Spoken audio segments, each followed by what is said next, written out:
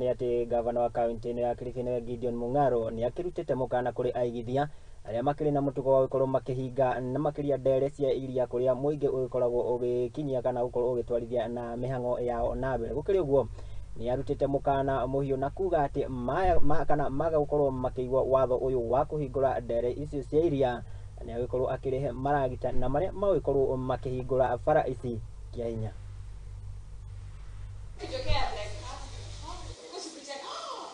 Isipokuwa kama mtu amefunga barabara za county zitafunguliwa. Tumeanza exercise mpya ya department ya ardhi kuenda kuzunguka county yote kuangalia kila mtu ambaye mfanyabiashara amefunga barabara ya beach tutavunja. Kwa hivyo achukue warning kutoka kwangu. Kama umefunga barabara kwenda baharini ya wananchi tutaifungua na grader. This was a parking area. This is the oldest club in Malindi, Patapata. So barabara iko very clear, very openly demarcated. You can see from here. Just look properly, utaona hii barabara vile ilivyo. And this road unaona hata iko tarmac hapo. And this the all Patapata. The same person nasema kuna barabara wao ndio wako involved kwa walivyomuuzia huyu Mtaliani ambaye alikuwa deported kwa sababu ya drug peddling and other issues, drug oriented. Kutoka nizaliwe na wakati wa Ingereza walipokuwa katika mamlaka kabla Kenya haijapata uhuru, huku kulikuwa kunajulikana kama njia ya golf club.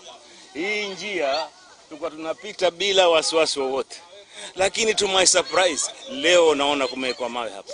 What is this? What is this?